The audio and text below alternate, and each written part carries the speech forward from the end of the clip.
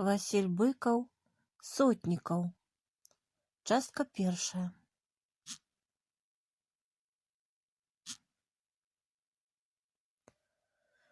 Яны ішлі праз лес глухой, замесенай снегам дарогай, на якой не было ні чалавечага следу, ні каляіны, ні нават знаку ад капыта ці полаза.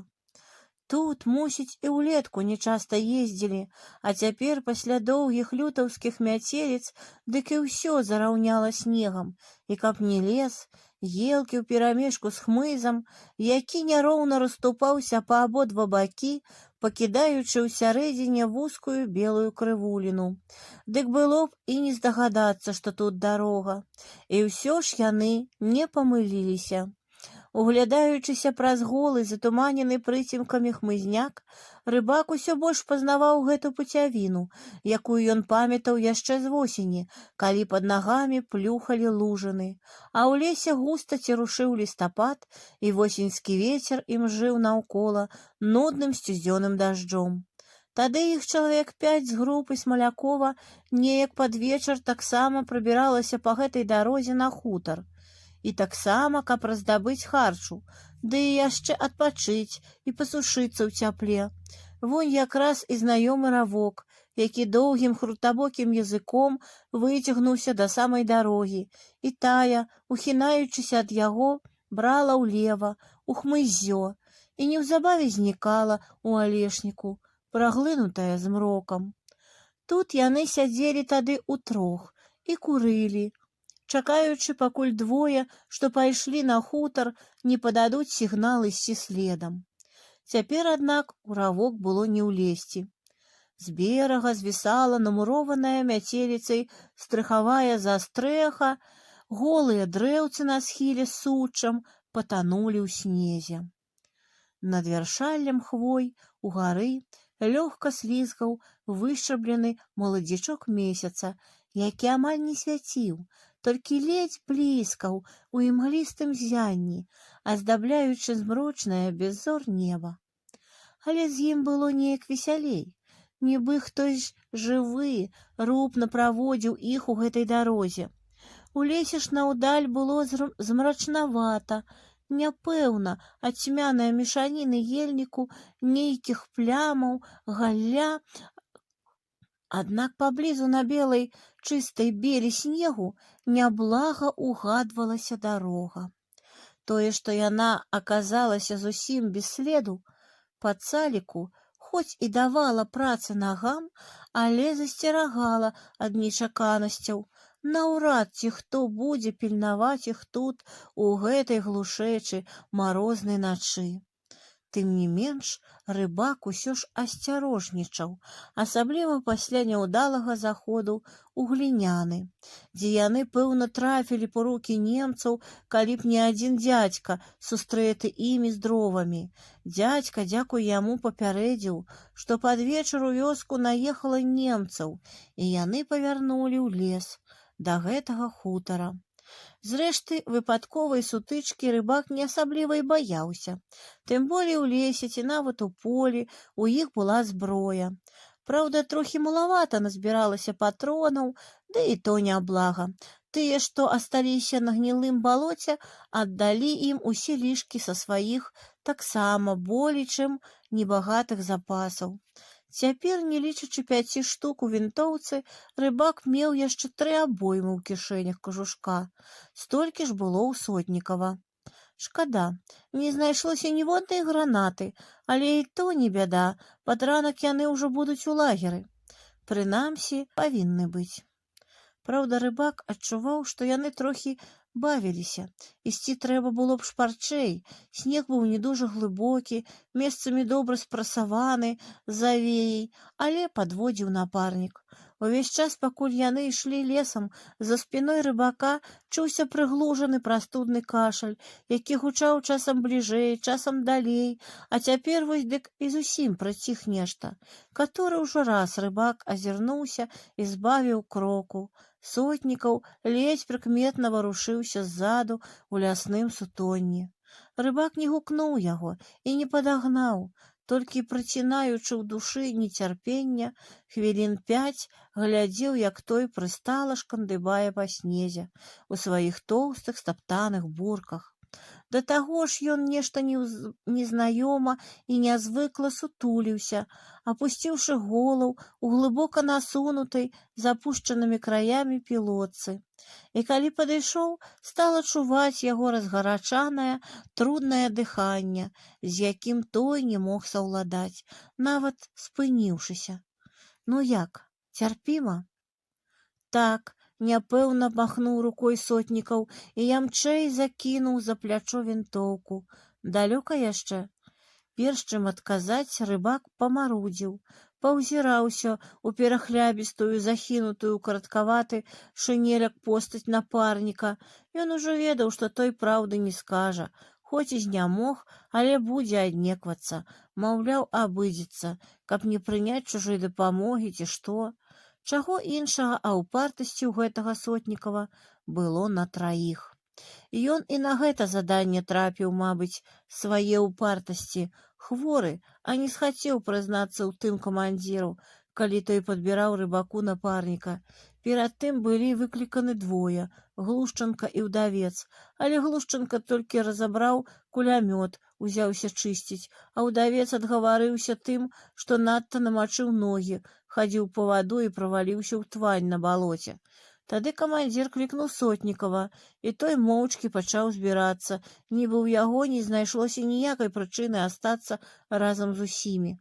Калі яны ўжо выправіліся, і Сотнікаў пачаў кашляць, рыбак запытаўся з папрокам, чаго ён змоўчаў тады, як здаравейшыя адмовіліся, на што Сотнікаў адказаў, таму і не адмовіўся, што тыя адмовіліся. Рыбаку гэта здалося не зусім зразумелым, хоць пасля ён падумаў, што ўвогуле турбавацца няма прычыны. Чалавек на нагах, ці варта звяртаць увагу на яго кашаль ад прастуды. На вайне не канаюць. Дойдуць урэшце да жытла, абагрэюцца, паядуць гарачыя бульбачкі, і ўся хвароба адстане. Найлепшае для салдата лякарства пад'есці. Тут ужо блізка, патрывай крыху, бадзёра абнадзеіў рыбак і павярнуўся, каб ісці, як Сотнікаў ззаду, мабыць, не стрымаўся, закашляў, неяк адрывіста, суха, стараючыся перацяць кашаль, захінуўся рукавом, але ад таго кашаль стаў яшчэ больш нястрымны. А ты снегу вазьмі, ён перабівае. Усё змагаючыся з кашлем, які рваўся з ягоных грудзей, Сотнікаў зачэрпнуў жменю снегу, пасмактаў, і кашаль сапраўды патроху суняўся. Халера, прывяжацца, хоць задушыся. Рыбак нахмурыўся, але змоўчаў, і яны пайшлі далей. З рова на дарогу па свежым снезе выбег ланцужок ямак слядоў. Рыбак падумаў сабачыя, але, прыглядзеўшыся, зразумеў, што сляды былі воўчыя. Таксама, мабыць, вабіла да чалавечага жытла. Не соладка па такім снезе ў лесе. Далей яны ўдвух так і ішлі дарогай па гэтых слядах, немітусліва роўных, упэўнена нетаропкіх. У процьмелай шэрасці ночы сляды не толькі азначалі дарогу, але і паказвалі, дзе снег быў мяльчэйшы. Воўк гэта адчуваў добра і заўжды абыходзіў гурбы. Яны таксама не хацелі правальвацца да каленяў, бо і так ужо прытаміліся на хадзе. Рыбак звыкла кідаў позірк уперад і ў бакі і адначасна сачыў за воўчым следам. Зрэшты, неўзабаве павінен быў паказацца хутар, і гэта выклікала ў рыбака новыя, больш радасныя думкі. Любка там, агняная дзеўка, раптам сказаў ён, не паварочваючыся. І Сотнікаў ззаду не ўчуў. Што? Дзеўка, кажу, на хутары. Пабачыш, ураз падужаеш. Табе да дзевак яшчэ. Прыстала, бредучы ззаду, Сотнікаў расчаравана апусціў галаву. Уся яго ўвага цяпер была скіравана на тое, каб не збіцца з кроку, не парушыць пасільны, асвоены ім тэмп. А што ж, ось падрубаць бы толькі. Але і ўспамін пра ежу не падагнаў Сотнікава. Усё горбячыся на хадзе, ён зноў пачаў адставаць, і рыбак азірнуўся. Учора прадрамаў на балоце, дык хлеб сасніўся, цёплы бохан за пазухай. Прачнуўся, а гэта ад агню прыпякло, во прыкрасць. Сасніцца не дзіва што, глуха згадзіўся напарнік.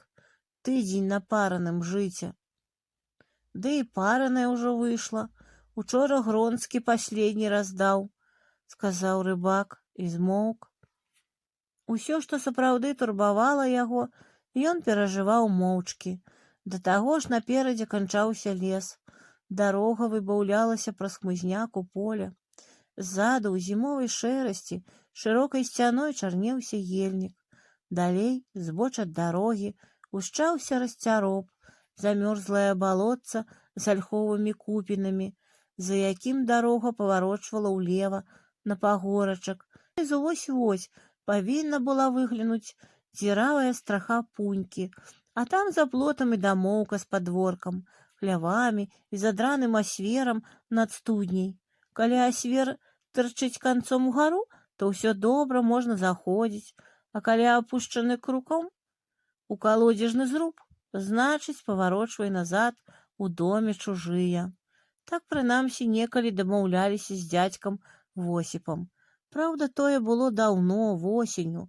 Пасля яны сюды не патыкаліся, кружылі па іншых мясцінах, па той бок шашы, пакуль карнікі не загналі іх зноў туды, адкуль месяц назад выгналі. Яны падыходзілі да павароткі. Рыбак з нецярплівасцю паглядваў паверх мызу. Але ў шэрым сутонні наперадзе яшчэ нічога не было відаць. Адно шарэў перамешаны са снегам хмызняк, які бязладна распоўзся наўкола. Заглушаючы нецярпення, хвіліну лезні па схіле ўскрайкам дарогі. Воўк, мусіць, чуючы блізкасць жытла, ціснуўся пад самы хмызняк, ступаў роўна, не шырока, засцярожліва. Яны гэтаксама ішлі па ягоных слядах, спорна, але неспяшліва ступаючыся па снезе, і ўсё ўглядаліся наперад. Нарэшце рыбак першы ўзлез на пагорачак і падумаў, што, мабыць, ён памыліўся, мусіць, хутар стаяў трошкі далей. Так часта здараецца, што некаторыя ўчасткі малазнаёмай дарогі прападаюць у памяці, і ўвесь шлях тады здаецца карацейшы, чым на самай справе. Рыбака падганяла нецярпенне, але сотнікаў зноў адстаў і ўсё яшчэ стомлена гробся па схіле. Зрэшты, рыбак ужо не звяртаў на яго ўвагі. Нейкім нутраным адчуваннем ён западозрыў яшчэ невыразную, але адну шчымлівую, зарупелую ўнутры трывогу. Гэтую трывогу данёс да яго вецер. Пунькі ў начной шэрасці ўсё не было відаць, і не відно было іншых будынін. Затое некалькі подыхаў ветру адтуль з поля прынеслі гаркавата едкі пах гару. Спяша ён падумаў, што, можа, гэта здалося, мо смярдзіць адкуль з лесу, і прайшоў яшчэ сотню крокаў з усяе сілы, стараючыся ўбачыць праз хмызняк звыкла аснежаную страху пунькі. Ды марна. Пунькі не было. Затое і яшчэ дыхнула гарам, не свежым, з дымам, ці калі з агнём, а халодным гарам ад затухлага вуголля і попелу. Зразумеўшы, што не памыляецца, рыбак напаўголаса вылаяўся і амаль подбегам адолеў некалькі крокаў, пакуль збоч ад дарогі не ўбачыў плот. Плот быў на месцы, хоць і паламаны, без верхніх жардзін, некалькі пар пахілых перавязаных лазінаю калоў коса тырчала з зямлі.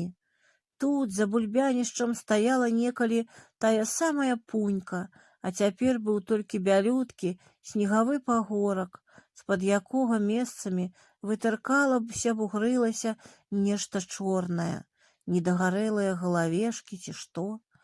Далей у гэтым месцы, дзе была будыніна, таксама грувасціліся заснежаныя груды з недарэчна аголенай і закапцелую печчу. Там жа, дзе колісь стаялі хлеўчукі, не разабраць было, мусіць, не асталося і недагаркаў. Рыбак спыніўся і стаяў, так каля плота, усё з той жа несціханай лаянкай у душы, не ведаючы, што рабіць і што думаць. Не верылася нават, што гэта той самы хутар, на які яны наведваліся ўвосень. Перад яго вачыма паўстала ранейшае людское жытло з яго несамавітым сялянскім утулкам. У хаце ля печы завіхалася баба Прося, пякла дранікі, а яны сядзелі без ботаў на пяколку і перасміхаліся з Любкай, якая частавала іх сушанымі арэхамі.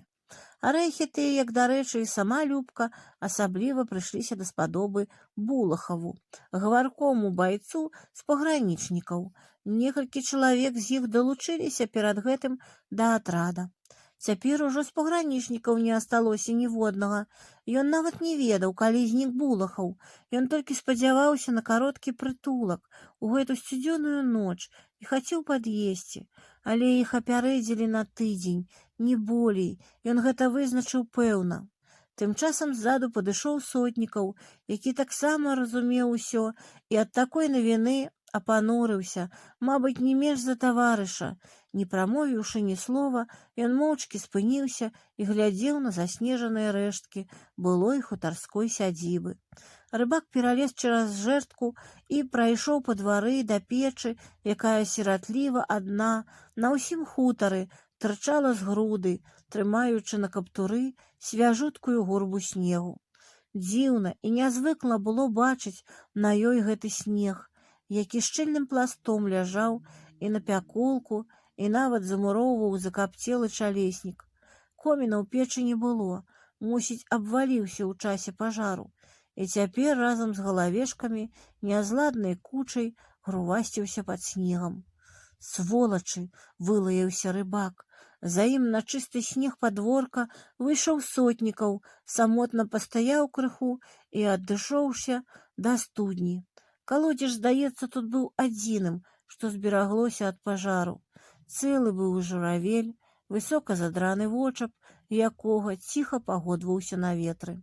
Рыбак туды-сюды пахадзіў па панадворку, пнуўся ботам, парожняе дзіравае вядро, што валялася доля, пакратаў вобат паўзамеценага снегам паламанага кола. Болей тут не было чым пажывіцца. Тое, што не знішчыў агонь, мусіць, падабралі людзі. І нікога ўжо тут не было. Нават не засталося слядоў чалавечых ног. Адно толькі воўчыя чарнеліся побач за плотам. Мусіць, воўк таксама меў нейкія свае надзеі на хутар. Зразумеўшы ўрэшце, што трэба шукаць новае выйсце, рыбак вярнуўся да студні. «Ну што ты на гэта скажаш?»